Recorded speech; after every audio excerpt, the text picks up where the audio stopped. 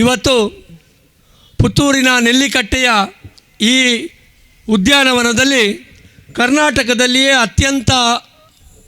ಮೂರನೆಯ ಅತ್ಯಂತ ಎತ್ತರದ ರಾಷ್ಟ್ರಧ್ವಜ ಸ್ತಂಭವನ್ನು ಇವತ್ತು ನಾವು ಲೋಕಾರ್ಪಣೆಗೊಳಿಸಿದ್ದೇವೆ. ನಮ್ಮೆಲ್ಲರ ಆಶಯದಂತೆ ಯಾರು ಈ ಧ್ವಜಸ್ತಂಭದ ಸ್ಥಾಪನೆಗೆ ಮೂಲ ಕಾರಣಕರ್ತರು, ಆ ಕಾರಣಕರ್ತರೇ ಆದಂತಹ ನಮ್ಮೆಲ್ಲರ ನೆಚ್ಚಿನ ಶಾಸಕರಾದಂತಹ ಅಶೋಕ್ ಕುಮಾರ್ ರೈ ಅವರು ಇವತ್ತು ಇಲ್ಲಿಗೆ ಬಂದು ಈ ಧ್ವಜಾರೋಹಣವನ್ನು ನೆರವೇರಿಸಿ ಇದರ ಉದ್ಘಾಟನೆಯನ್ನು ಮಾಡಿದ್ದಾರೆ. ಪುತ್ತೂರಿನ ನಗರ ಯೋಜನಾ ಪ್ರಾಧಿಕಾರದ ಅಧ್ಯಕ್ಷನಾಗಿ ನನಗೆ ಬಹಳ ಗುರುತರವಾದಂತಹ ಜವಾಬ್ದಾರಿಯನ್ನು ಅಶೋಕ್ ಕುಮಾರ್ ರೈ ಅವರು ವಹಿಸಿದ್ದರು. ಅವರ ಕಲ್ಪನೆಯ ಅನೇಕ ಕೆಲಸಗಳನ್ನು ಪುತ್ತೂರಿನಲ್ಲಿ ಸಾಕಾರಗೊಳಿಸಬೇಕು ಅನ್ನುವ ಉದ್ದೇಶದಿಂದಲೇ ಅವರು ನನ್ನನ್ನು ಈ ಅಧ್ಯಕ್ಷ ಸ್ಥಾನಕ್ಕೆ ತಂದು ಕೂರಿಸಿದರು ಅಂತ ನನಗೆ ಅನ್ನಿಸ್ತದೆ. ಅವರು ನೀಡುವ ಸಲಹೆ ಸೂಚನೆಗಳನ್ನು, ಅವರು ಕೊಡುವಂತಹ ಗೈಡೆನ್ಸನ್ನು ಮನದಲ್ಲಿ ಇಟ್ಟುಕೊಂಡು ಇಡೀ ಪುತ್ತೂರಿನ ಒಳಿತಿಗೆ ಯಾವುದೆಲ್ಲ ಕೆಲಸವನ್ನು ಮಾಡಬೇಕು ಅನ್ನುವುದನ್ನು ಗಮನದಲ್ಲಿ ಇಟ್ಟುಕೊಂಡು ಪುತ್ತೂರು ನಗರ ಯೋಜನಾ ಪ್ರಾಧಿಕಾರ ಕೆಲಸ ಮಾಡ್ತದೆ. ಈ ನಿಟ್ಟಿನಲ್ಲಿ ನಾನು ಅಧ್ಯಕ್ಷನಾದ ಆರಂಭದಲ್ಲಿಯೇ ಅಶೋಕ್ ಕುಮಾರ್ ರೈ ಅವರು ಒಂದು ಮಾತು ಹೇಳಿದರು, ನಾವು ಪುತ್ತೂರಿನಲ್ಲಿ ಒಂದು ಬೃಹತ್ ರಾಷ್ಟ್ರಧ್ವಜದ ಸ್ತಂಭವನ್ನು ಸ್ಥಾಪನೆ ಮಾಡುವ ಅಂತ. ಅದಕ್ಕೆ ನಗರಸಭೆಯಿಂದ ಸುಮಾರು 45 ಲಕ್ಷ ರೂಪಾಯಿಗಳು, ನನ್ನ ಅನುದಾನದಿಂದ ಸುಮಾರು 25 ಲಕ್ಷ ರೂಪಾಯಿಗಳನ್ನು ನೀಡ್ತಾ ಇದ್ದೇನೆ. ಸುಮಾರು 1 ಕೋಟಿ ರೂಪಾಯಿ ವೆಚ್ಚದ ಈ ಪ್ರಾಜೆಕ್ಟ್ಗೆ ನೀವು 35 ಲಕ್ಷ ರೂಪಾಯಿಗಳನ್ನು ನೀಡಬೇಕು ಅನ್ನುವ ಅವರ ಮಾತಿನಂತೆ ನಾವು ಕೂಡ ಇದಕ್ಕೆ 35 ಲಕ್ಷ ರೂಪಾಯಿಗಳನ್ನು ನಗರ ಯೋಜನಾ ಪ್ರಾಧಿಕಾರದಿಂದ ಇಟ್ಟಿದ್ದೆವು.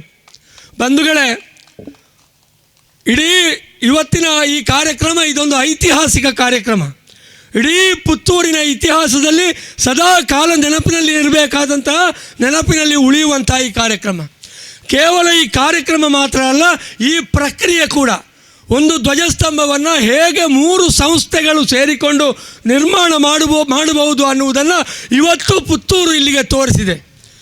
ನಗರಸಭೆ, ಯೋಜನಾ ಪ್ರಾಧಿಕಾರ ಮತ್ತು ಶಾಸಕರ ಅನುದಾನದಿಂದ ಹೇಗೆ 3 ಸಂಸ್ಥೆಗಳನ್ನು ಒಗ್ಗೂಡಿಸಿಕೊಂಡು ಒಬ್ಬರು ಶಾಸಕರು ಕೆಲಸ ಮಾಡ್ಬೋದು, ಹೇಗೆ ಊರಿನ ಅಭಿವೃದ್ಧಿಗಾಗಿ ಇಡೀ ವ್ಯವಸ್ಥೆಯನ್ನು ಹೇಗೆ ತನಗೆ ಅಭಿವೃದ್ಧಿಗೆ ಪೂರಕವಾಗಿ ಬಳಸಿಕೊಳ್ಳಬಹುದು ಅನ್ನುವುದನ್ನು ಸಾಧಿಸಿ ತೋರಿಸಿದವರು ನಮ್ಮ ಶಾಸಕರಾದಂಥ ಅಶೋಕ್ ಕುಮಾರ್ ರೈ ಅವರು. ಈ ನಿಟ್ಟಿನಲ್ಲಿ ಅತ್ಯಂತ ಯಶಸ್ವಿಯಾಗಿ ಈ ಧ್ವಜಸ್ತಂಭವನ್ನು ಇಲ್ಲಿ ನಾವು ಸ್ಥಾಪನೆಯನ್ನು ಮಾಡಿದ್ದೇವೆ. ಇದು ಇಲ್ಲಿಗೆ ನಿಲ್ಲುವುದಿಲ್ಲ. ಪುತ್ತೂರಿನ ಅಭಿವೃದ್ಧಿ ಕಾರ್ಯ ಅವರ ನಾಯಕತ್ವದಲ್ಲಿ ನಾವೆಲ್ಲರೂ ಅವರ ಜೊತೆಗೆ ಕೈಜೋಡಿಸಿಕೊಂಡು ಇನ್ನು ಮುಂದೆ ಕೂಡ ನಡೆಯುತ್ತದೆ. ಪುತ್ತೂರಿನಲ್ಲಿ ಇವತ್ತು ಸ್ಥಾಪನೆಯಾದ ಈ ರಾಷ್ಟ್ರಧ್ವಜ ನಮ್ಮೆಲ್ಲರ ಹೆಮ್ಮೆಯ ರಾಷ್ಟ್ರಧ್ವಜ.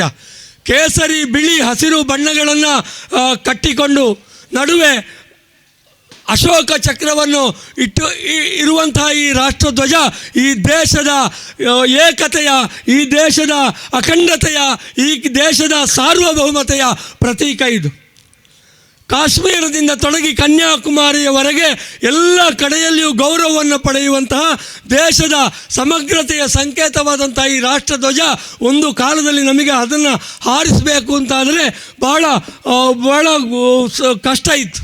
ಸ್ವಾತಂತ್ರ್ಯ ಸಂಗ್ರಾಮದ ಕಾಲದಲ್ಲಿ 1923ನೇ ಇಸ್ವಿಯಲ್ಲಿ ಈ ದೇಶದಲ್ಲಿ ಧ್ವಜ ಸತ್ಯಾಗ್ರಹ ಅಂತ ಒಂದು ಚಳವಳಿ ನಡೀತದೆ. ಆ ಸಂದರ್ಭದಲ್ಲಿ ಧ್ವಜವನ್ನು ಸರ್ಕಾರಿ ಕಟ್ಟಡಗಳ ಮೇಲೆ ಹಾರಿಸುವಂಥ ಚಳುವಳಿಯನ್ನು ಭಾರತದ ರಾಷ್ಟ್ರೀಯ ಕಾಂಗ್ರೆಸ್ ಅದು ತೆಗೆದುಕೊಳ್ತದೆ. ಎಲ್ಲೆಲ್ಲ ಧ್ವಜವನ್ನು ಹಾರಿಸ್ತಾ ಇದ್ರೋ ಅಲ್ಲೆಲ್ಲ ಪೊಲೀಸ್ ಕಾವಲು, ಪೊಲೀಸರು ಅವರಿಗೆ ಗುಂಡು ಹೊಡಿತಾ ಇದ್ದರು, ಲಾಠಿ ಚಾರ್ಜ್ ಮಾಡ್ತಾಯಿದ್ರು. ಆದರೆ ಬಹಳಷ್ಟು ಸಂಗ್ರಾಮದ ನಂತರ ಮಹಾತ್ಮ ಗಾಂಧೀಜಿಯವರ ಮತ್ತು ಜವಾಹರ್ಲಾಲ್ ನೆಹರು ಅವರ ನೇತೃತ್ವದಲ್ಲಿ ಈ ದೇಶಕ್ಕೆ ಸ್ವಾತಂತ್ರ್ಯ ಬಂದ ನಂತರ ಇವತ್ತು ನಾವು ಅತ್ಯಂತ ಹೆಮ್ಮೆಯಿಂದ ಈ ಧ್ವಜವನ್ನು ಇಲ್ಲಿ ಹಾರಿಸ್ತಾ ಇದ್ದೇವೆ.